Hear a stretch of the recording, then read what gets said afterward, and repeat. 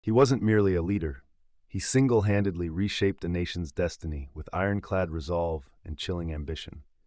What was the true cost of Muammar Gaddafi's four-decade reign? In the early morning of September 1st, 1969, the air in Libya crackled with tension and uncertainty.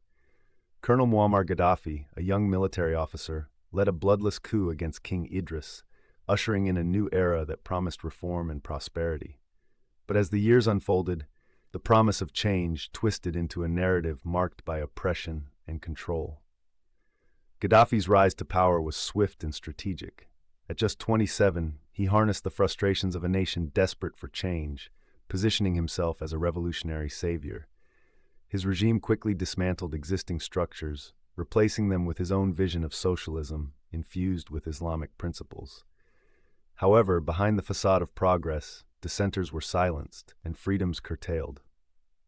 By the 1970s, Libya was on the international stage, not just for its oil wealth, but for Gaddafi's controversial policies and alleged support for global terrorism.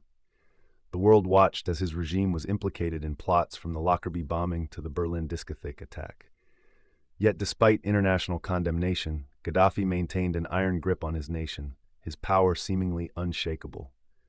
Unexpectedly, in 2011, the Arab Spring ignited a spark of hope.